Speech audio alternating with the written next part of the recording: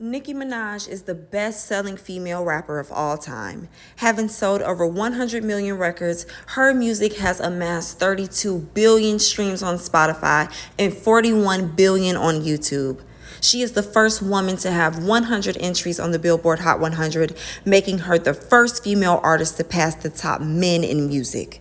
However, a target has been placed on Nicki over the past 5 years, causing online outbursts, public fallouts, and people to pick sides. Is this a target Nicki placed on her own back, or is there truth behind her ongoing beef with Jay-Z and Roc Nation, or as she calls it, The Machine?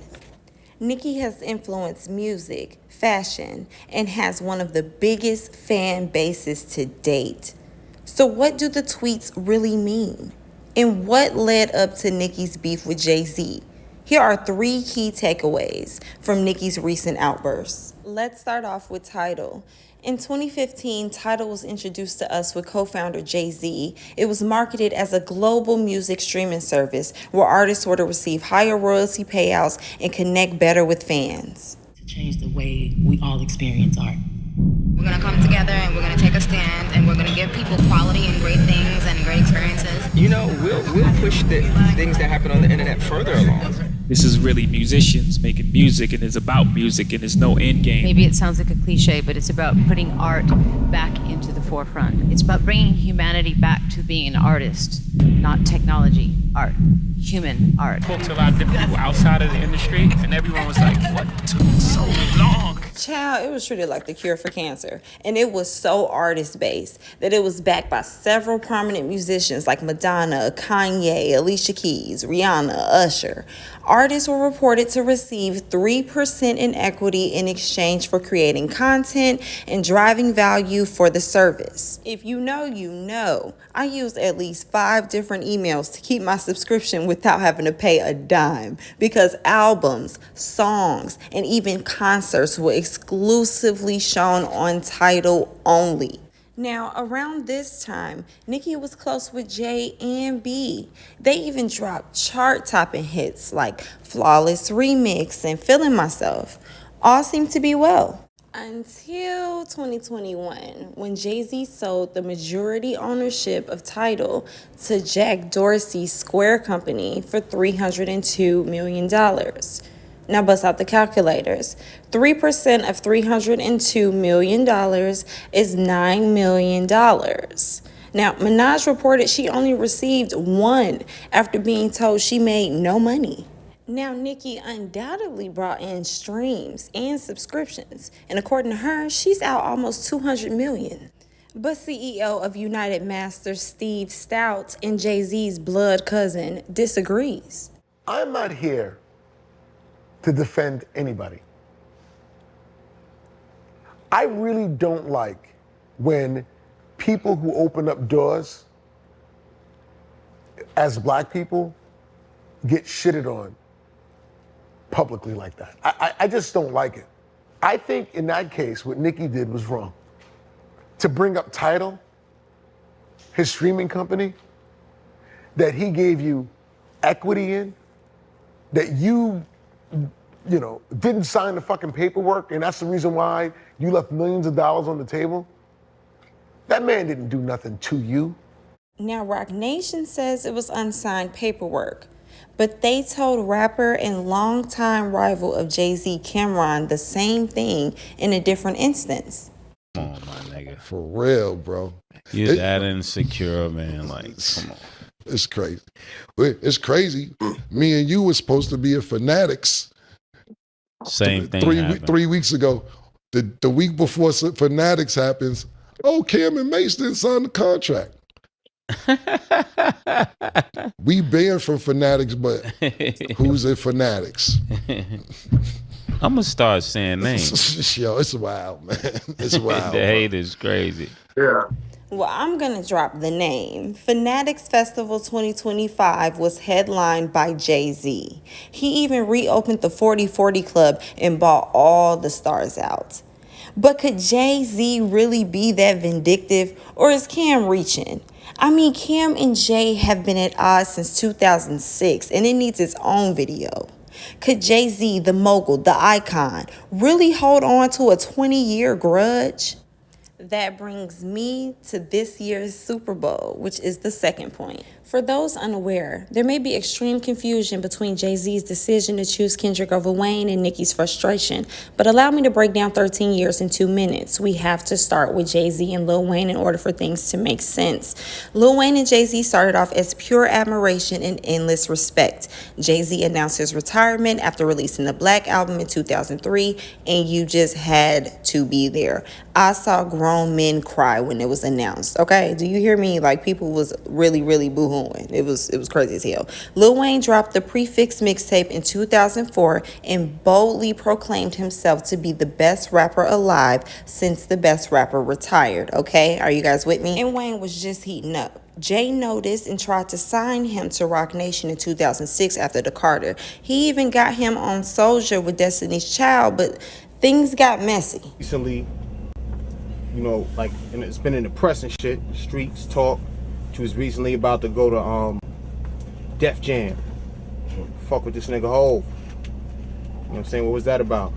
Yeah, I was hollering at Hov, but as far as, you know, about to go, you probably can say whatever about it, but the situation was we had a conversation, and, you know, a conversation with Weezy and Hov could take to the higher plateau. You know what I'm saying? Even if it's just a conversation, it's gonna be more than that because we are who we are. And but yeah, the conversation was about me joining Def Jam or the Rockefeller team or whatever. And you know, we didn't agree on certain things or whatever the situation was. It didn't work out, and I'm here where I am. But you know, it's all love.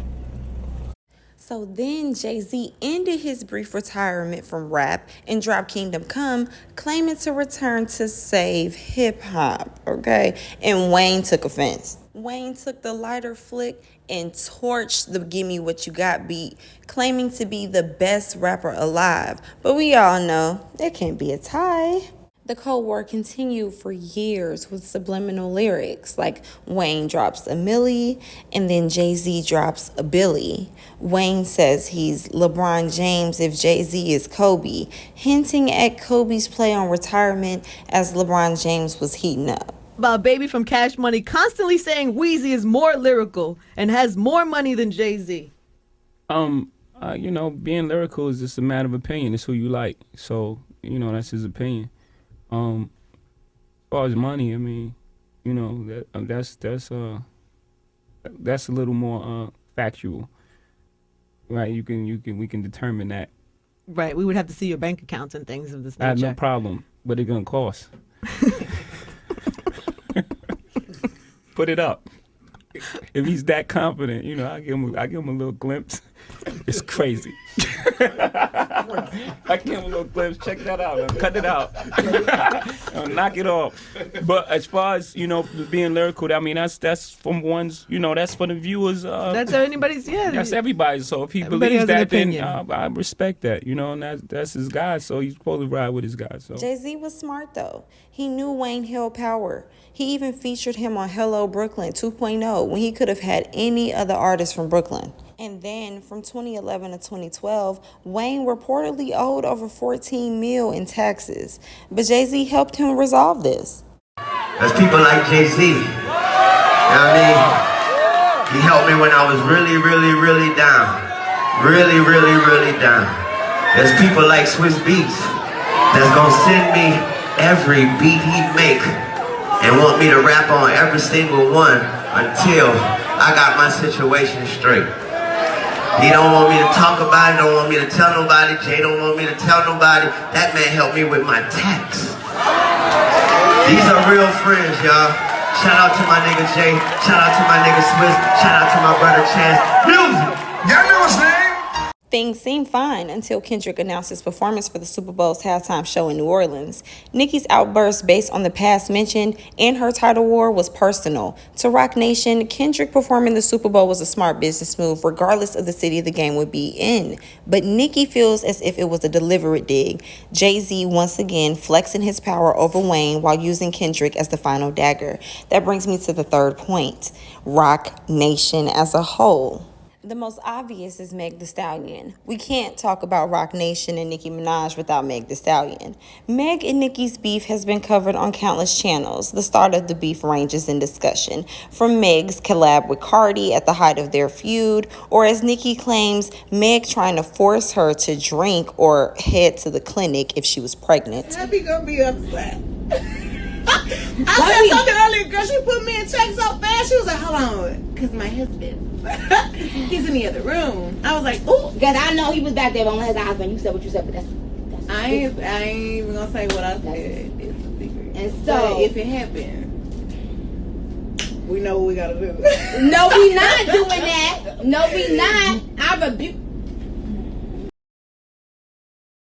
Either way, after countless digs to Meg from Nicki, Meg dropped his, and then Nicki dropped Bigfoot, claiming fake bots and fake press couldn't stop her.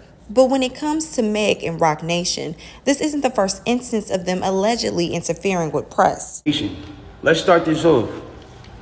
When the original report came out, and it was a TMZ report about this, that, and the third, and there was gunshots in Kylie Jenner's house, and Tory Lanez goes to jail. They gave y'all all the facts of the juice of Tory Lanez going to jail, and this, that, and the third, and Megan getting arrested, and da-da-da-da. 2 days after that, I get a call from Roc Nation that says, yo, we heard you're gonna make a statement about what happened, and it'd be in your best interest if you don't make that statement. So I'm like, oh, okay, I don't understand what the issue of me telling my fans, like, yo, look, it's not that serious of a deal. I went to jail for whatever. It's like, I didn't get for that 2 days why that was. Tory also sued his lawyer, connecting her ties to a Hulu series and Roc Nation from keeping key evidence from entering trial. And who could forget Tory's dad? Whatever they can. Jay-Z, let me speak to you. He has kids. Roc Nation! Yes. Because my son refused to sign a Roc Nation deal with you. Yes. And Desiree Perez, you wicked witch, you snitch. Yes. You turned on your co-conspirators, all the whole mafia, one of you that was peddling drugs in this country, and you ruled on them before so the Fed could give you a deal. Desiree Perez. The name Desiree Perez has been brought up a lot recently. In 2021, Tekashi 6ix9ine exposed her as well. Perez. Let's find out who's Desiree Perez. So you see her right here with Jay-Z. You see her with Meek Mill. You know what I'm saying? She's an executive at Roc Nation. There she goes right here, right? Let's go to the New York Daily News. Okay. Let's go to the Daily News. The story that spooked Dash revealed how Perez, the wife of longtime Jay-Z wingman Juan Perez, became a cooperating witness for the DEA in the 1990s. Again, this is public information. This is public information. Perez struck a deal with the feds, agreeing to wear a hidden wire to record her meetings with major cocaine traffickers, the cartel. Her undercover informant work won her courtroom praise for federal prosecutors, as did mine, after she helped them break up major drug dealers in Puerto Rico and Colombia. Now, she was pardoned by Trump alongside Wayne and others in 2021. She also has an open lawsuit, including Roc Nation, against her daughter, who accuses her of using her power and resources to have her admitted to a mental institution against her will. She sided with Nicki in interviews, and so did Nessa, Colin Kaepernick's wife, citing Roc Nation as the main reason why the NFL was able to use his power and influence over the black community to silence Kaepernick's protests. Could all the people mentioned be lying? Listen, we all know Nicki and Jay are legends in the rap game in their own respective rights, and we all know Nicki doesn't play about her coins and her Young Money team. But we all also know that Jay-Z moves in silence for a reason. Now, what are your thoughts? Let me know down below. Jay-Z has exhibited signs of envy, jealousy, hate,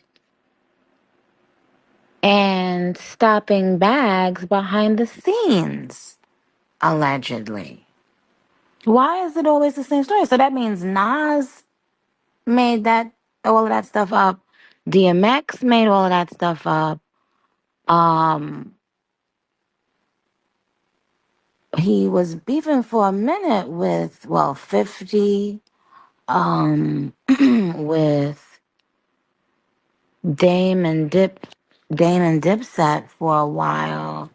And isn't it interesting how many feuds, even with females, that he's allegedly been behind as well?